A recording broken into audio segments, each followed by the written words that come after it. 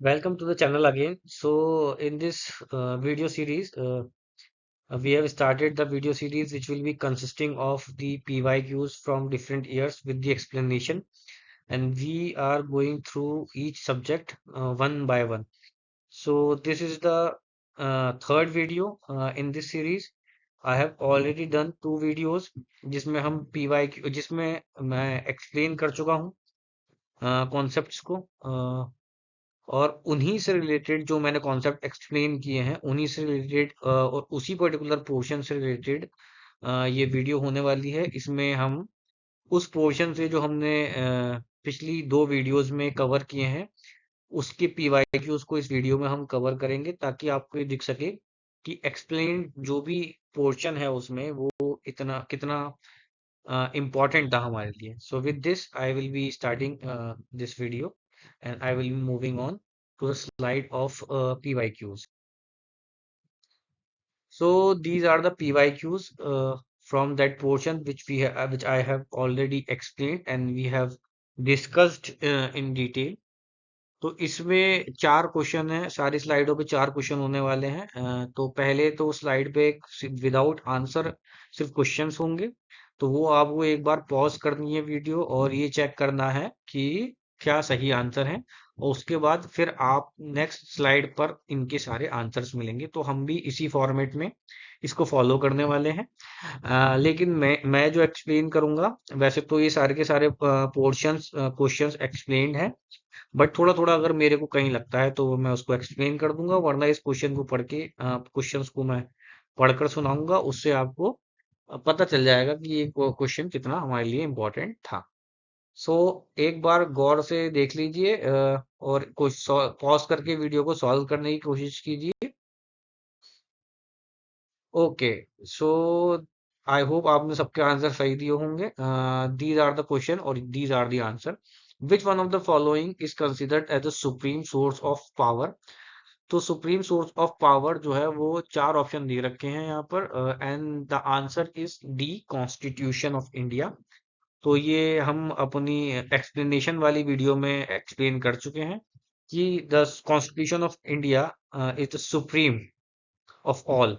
ठीक है, और कॉन्स्टिट्यूशन ऑफ इंडिया अपनी पावर कहाँ से लेता है? तो उसको पावर मिलती है द पीपल ऑफ इंडिया। तीसरा क्वेश्चन आप देखेंगे, the Indian constitution is dedicated to the whole constitution. जब हम प्रियम्बल पढ़ते हैं तो वहां पर लिखा है we the people of India, तो the constitution of India is dedicated to the people of India. Second question था, who is known as the architect of the constitution of independent India? तो इसका आंसर है B R Ambedkar. Explanation video में हम पढ़ चुके हैं, he was the head of drafting committee and that's why he is known as the architect of the constitution of independent India. चौथा question है, the constitution defines and determines the relationship between. ठीक है, तो ये हम explanatory video में अच्छे से पढ़ चुके हैं, that the answer is D, various institution and areas of government is there. जैसे कि लोकसभा है, प्रेसिडेंट है, पीएम है, राज्यसभा है। ठीक है, फिर एग्जीक्यूटिव, लेजिस्लेटिव एंड जुडिशरी तीनों उसमें डिटेल में एक्सप्लेन है, जो कि हम पढ़ चुके हैं फीचर्स जब हम पढ़ रहे थे एक्सप्लेनेटरी वीडियो में। और central government, state government and the local government, तो इसका ऑप्शन बन जाता है D. So now we will be moving on to the next slide. ये क्वेश्चन है, इनको वीडियो पॉज करके आप आंसर देने की कोशिश कीजिए। So these are the answers to this question. The idea of forming the constituent assembly of India was contained in, तो ये हम एक्सप्लेनेटरी वीडियो में पढ़ चुके हैं, and the answer is the cabinet mission plan. Cabinet mission plan हम explain कर चुके हैं डिटेल में। Dyarchy was established in India by which of the following? तो डायरकी हम डिटेल में समझ चुके हैं, मैंने बहुत ही डिटेल में बताई है। डायरकी बेसिकली दो पार्ट में डिवाइड होती हैं, सब्जेक्ट्स में डिवाइड होती हैं, जिनके पास गवर्नमेंट्स के पास अपने अपने सब्जेक्ट्स पर लॉ बनाने की पावर होती है। तो ये डिटेल में हम डिस्कस कर चुके हैं एक्सप्लेनेटरी वीडियो में, तो I don't think I need to explain.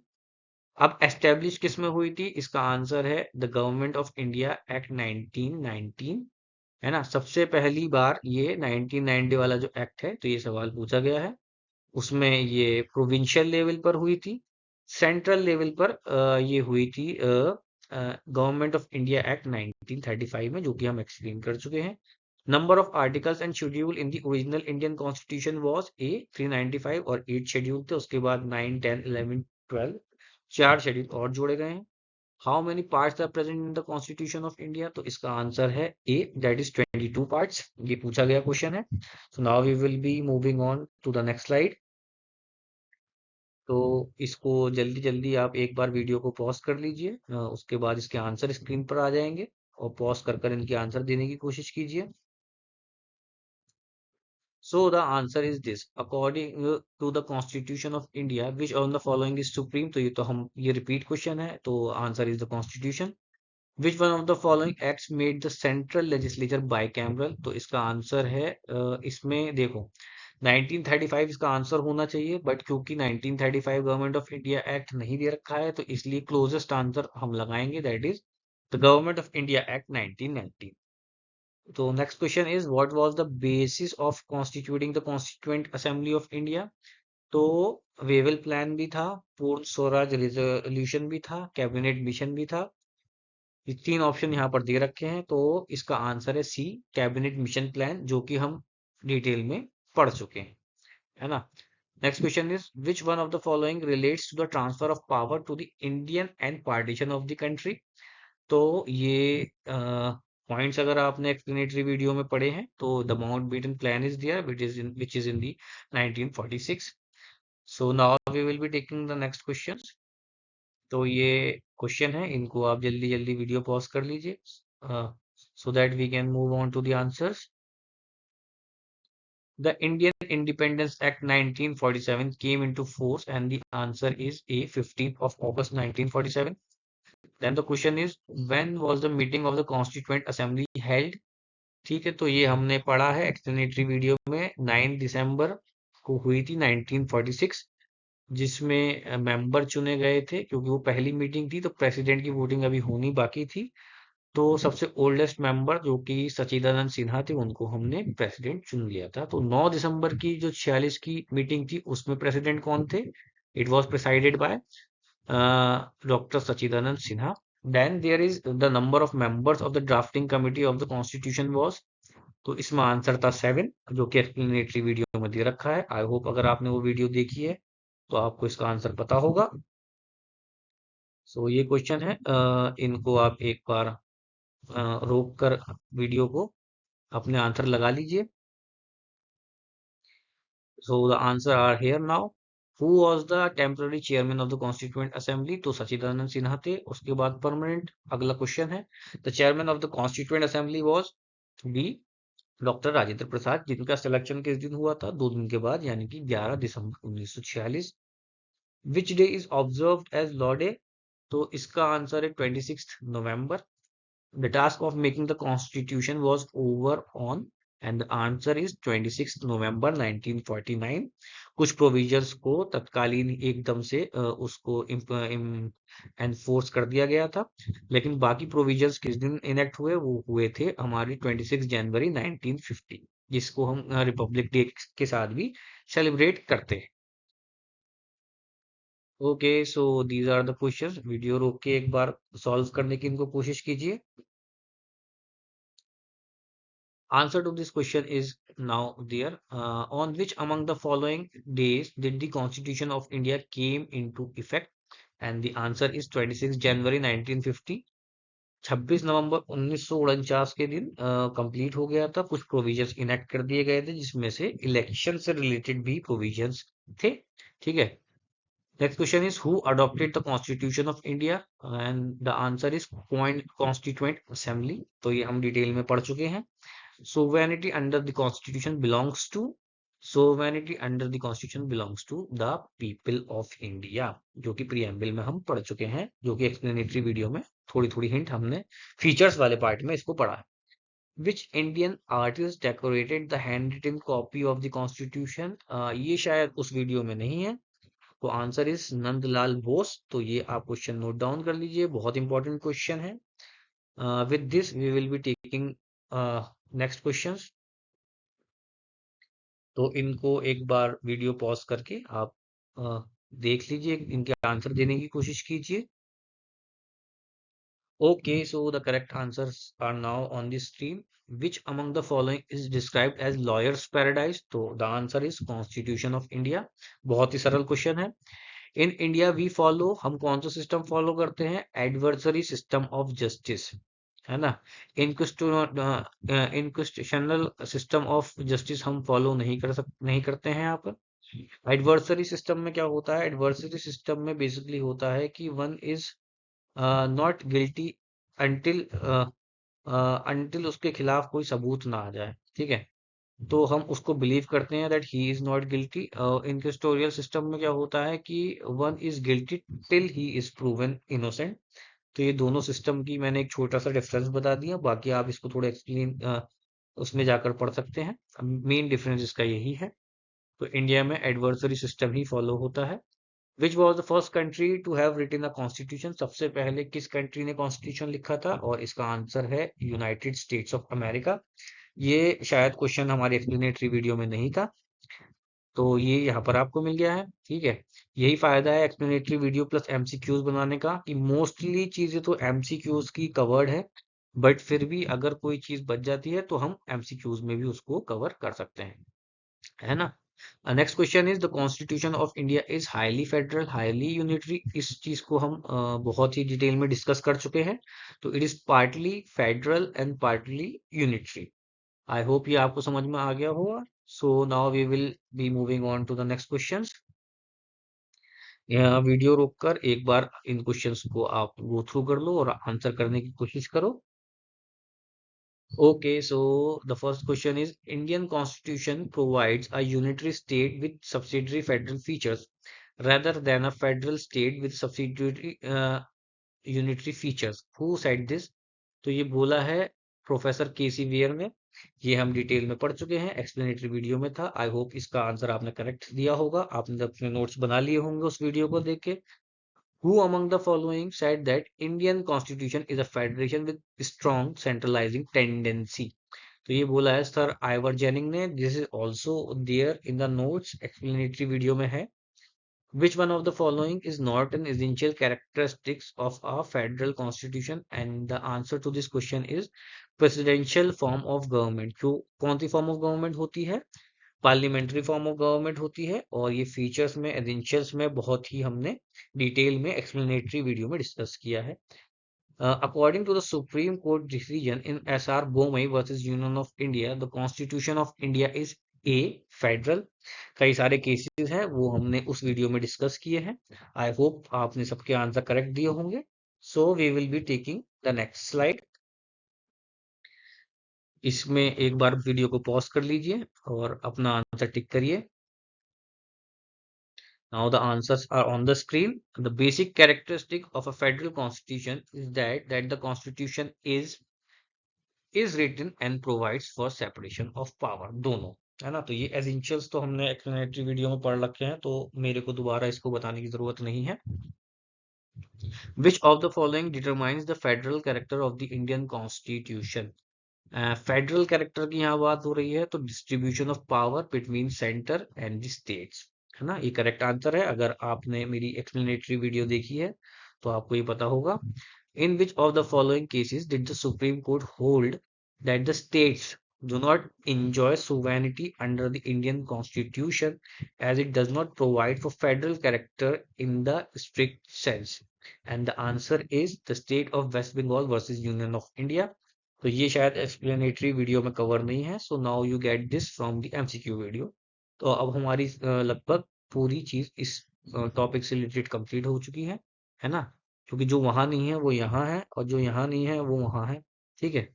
Based on the federal system the guardian of the Indian constitution is D judiciary. तो ये हम डिस्कस कर चुके हैं। इंडिपेंडेंट जुडिशरी होती है, रिव्यू जुडिशियल रिव्यू की पावर उसके पास होती है। और कोई भी कभी भी उसको लगता है कि कोई भी ऑर्गन अपनी पावर को एक्सीड करने की कोशिश कर रहा है, तो जुडिशरी एक चेक रखती है उस पर, ठीक है। So now with this we will be taking next questions. तो ये है क्वेश्चन, एक बार वीडियो पॉज कर लीजिए। Now the answer to this question. The Supreme Court of India described the Indian Constitution as not truly federal in which of the following cases? तो इसका answer है B, state of West Bengal. तो ये repeat question था, last slide में भी था। हाँ, तो ये हमने यहाँ पर बता दिया। India is called democratic Republic because state is governed by the people, the division of power between the central of state, parliament is supreme, judiciary is independent। तो answer is A, because the state is governed by the people. तो हमारे preamble में भी है by the people, for the people, of the people. तो the state that is India is govern by the people, तो इसीलिए हम इसको डेमोक्रेटिक स्टेट कहते हैं। ठीक है, ये क्वेश्चन है, ए को बी से मिलाना था, ये आई होप आपने सीधा सीधा मिला लिया होगा। तो इसका आंसर है ए, यानी कि ए का वन है, Republic head of the state is not hereditary monarchy, है ना, वरना उसको मोनार्किक रिपब्लिक कहते हैं, जिसमें स्टेट जो होता है वो राजा होता है, जो हेड होता है वो राजा होता है, और कंट्री डेमोक्रेटिक होती है। B is secular. तो सेक्युलर का मतलब है state does not recognize any religion as a state religion, and the democracy a form of government which gets its authority from the will of people. I hope easy है, ये आपने solve कर लिया होगा, क्योंकि ये हमारी एक्सप्लेनेटरी वीडियो में हमने समझाया है। We will be taking the next question. तो इनको एक बार आप पॉज कर वीडियो को रिकॉर्ड कर लीजिए, क्योंकि अब हम नेक्स्ट स्लाइड की ओर मूव करने वाले हैं, जहाँ इनके आंसर होंगे। आई होप आपने आंसर करेक्ट दिए होंगे। The concept of judicial review in India is inspired by the constitution of USA, है ना। Or constitution borrowed the feature of concurrent list. Concurrent list का फीचर हमने कहाँ से लिया है? ऑस्ट्रेलिया से लिया है। मेरी एक्सप्लेनेटरी वीडियो में ये पूरा का पूरा एक लिस्ट मैंने बना के दे रखी है। आई होप कि अगर आपने वो एक्सप्लेनेटरी वीडियो दी है और आपकी तैयारी ठीक चल रही है, तो आपने ये पॉइंट सारे नोट डाउन कर लिए होंगे और आपका आंसर करेक्ट होगा। The fundamental rights and the concept of judicial review included in our constitution are borrowed from which country? And the answer is United states of America. चौथा है, consider the following statement, the salient feature of the Indian constitution provide single citizenship for the whole of India. It is correct. Strictly federal form of government, no, it is not strictly federal. Unique blend of rigidity and flexibility, ये हम detail में discuss कर चुके हैं। So the answer is D. With this we will be moving on to the next slide. तो ये एक बार video pause करके इनके आंसर्स को देने की, आप क्वेश्चन के आंसर्स को देने की कोशिश कीजिए।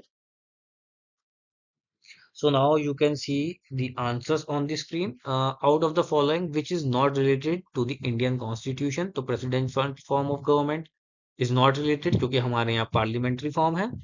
45th question is the Constitution is the mechanism under which laws are to be made and not merely an act which declares what the law is to be। तो ये कहाँ सुप्रीम कोर्ट ने let down किया है? United states of America, है ना। तो ये पॉइंट आप नोट कर लीजिए, ये क्वेश्चन शायद एक्सप्लेनेशन में वीडियो में नहीं है। In our constitution the concept of liberty, equality and fraternity is taken from the constitution of which country? And the answer is France. ये हमने डिस्कस किया है, फ्रेंच रेवोल्यूशन से आया है, और ये हमने उस अपनी एक्सप्लेनेटरी वीडियो में डिस्कस किया है। तो आई होप आपके पास नोट्स में होगा। Indian Constitution borrowed directive principle of state policy from the Constitution of which country? And the answer is Ireland। तो ये लिस्ट में है, तो ये आपने इजीली उसमें से अगर वो वीडियो देख रखी है तो आपने नोट डाउन कर लिया होगा। With this, we will be moving on to the next slide. The concept of judicial review is adopted by framers of the Indian Constitution from the Constitution of which country? तो ये सारे एक बार video को pause कर लो, answer दो। And the answer is United states of America, ये उस लिस्ट में दे रखा है।